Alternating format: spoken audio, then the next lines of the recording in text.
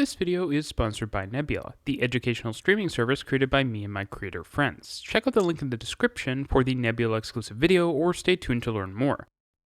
We were in Paris a few months ago to check out the massive Grand Paris Express project that will add over 200 kilometers of new suburban metro to the Ile-de-France. But metro expansion isn't all that's happening in Paris. There's also the giant RER-E extension to La Défense, the new CDG Airport Express train, and the topic of today's video, many new trams. Trams are great, and tram trains are all the rage these days. So when Paris's newest tram line, the T12, opened back in December, we decided we needed to take a look to see what an express tram in Paris is like. So let's dive in.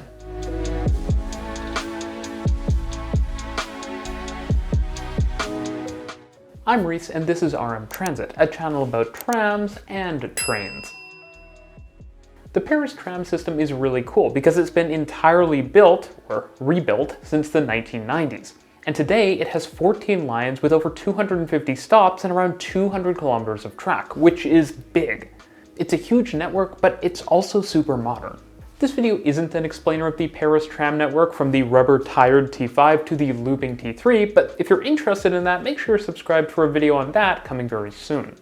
So what's the deal with T12? Well, it's an express tram, which means that in the Paris parlance, it's a tram train.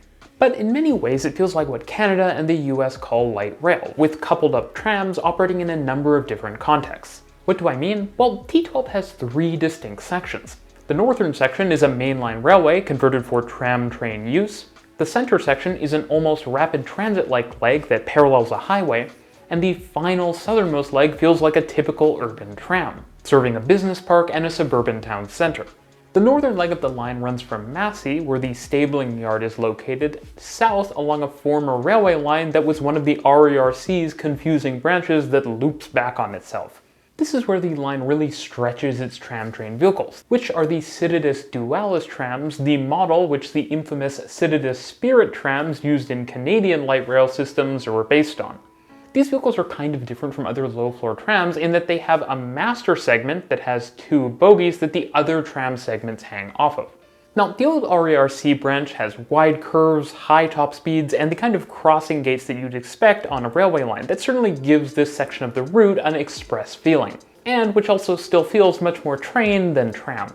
After it dips off the rail right-of-way, the T12 serves a stop that has a park and ride and a walkway over to the nearby RERC station, since the RERC used to branch here. The line then weaves under and around the rail line over to a highway or autoroute, with some tight curves and steep grades on a mix of single and double track. The ability to pretty seamlessly and inexpensively run from one right-of-way context to another pretty obviously makes the case for tram trains, letting you kind of stitch together multiple sections of long, straight right-of-way to create an express line without having to build large tunnels or elevated sections in between to link up those rights-of-way. Once running along the highway, T12 has very few crossings, with lots of straight, autoroute adjacent track that really lets it get up to speed and feel a bit like rapid transit. Also letting it serve the large housing estates in the area, and also connecting to a busway that will form part of the future TZEN4, not quite a bus, not quite a tram, bus route.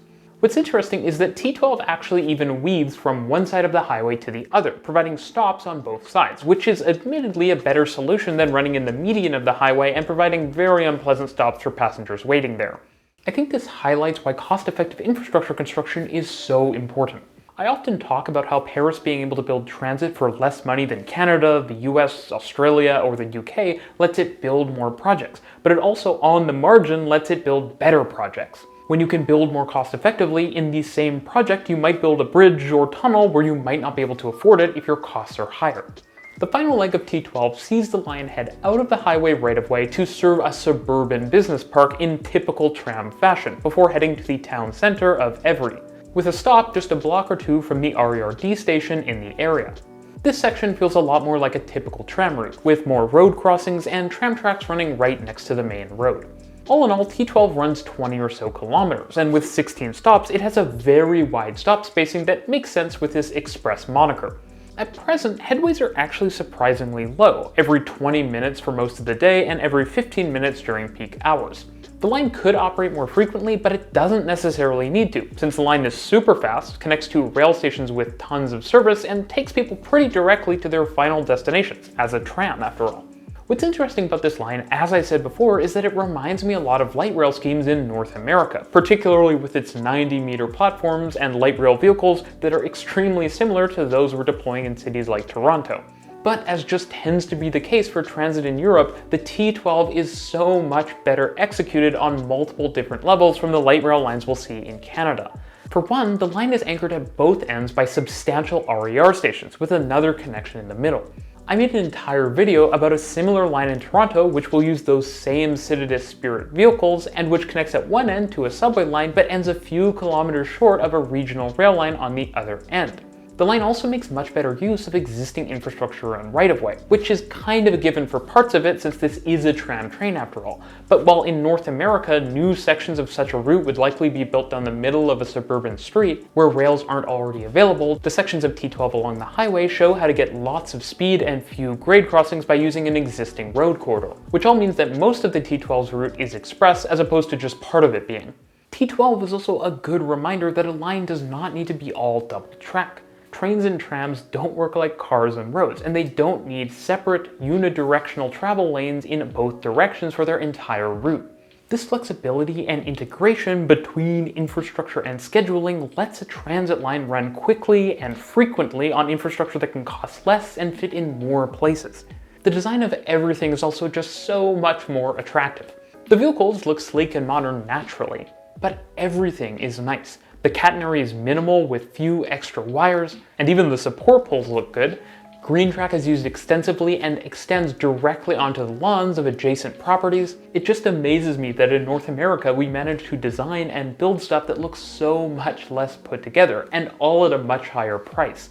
From the cluttered look of the infrastructure to the poor finishing on the pavings and the stops. I mean, just compare the way the green track, which covers a great deal of the T12 route, seamlessly extends out from both of the rails, compared to our sorry attempt at green track on the Eglinton line in Toronto. And the care and thoughtfulness of design isn't only visible in the line's aesthetic, it's also functional in the route and right-of-way planning and design. For one, the tram is typically always aligned at the side of the street, which reduces conflicts and means that trams don't have to go through the middle of large suburban intersections. Not that many exist in Paris anyways. Many of the intersections the tram passes through are actually unsignalized, which means that drivers have to be more cautious and trams can go faster. It's the kind of thing that I don't think you'd get away with in North America, where we're obsessed with following the rules and signalizing every intersection, but it allows for this sort of give and take that leads to things actually flowing better at street level. What's great is that the trams also basically get complete priority over cars.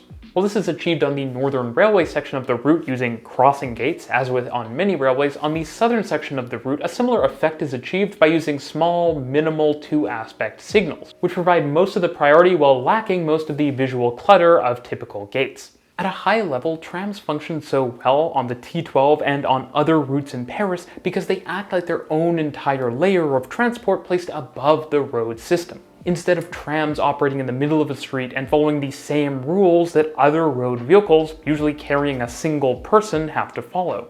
Streets are usually redesigned to elevate the tram rather than place it in conflict with cars and other road users, and that's the thing we need to learn the most from.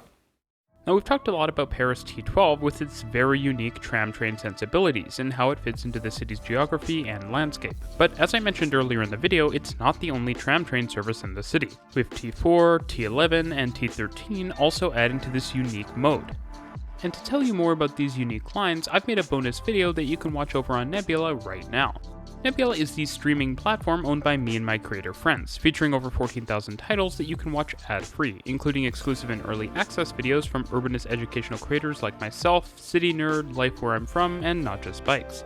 And of course, you can check out episodes of Jetlag the Game a week early, so you won't ever miss out on any of the action. The boys are currently in the middle of Switzerland playing an intense hide-and-seek game featuring a lot of trains of course, and the game is just heating up.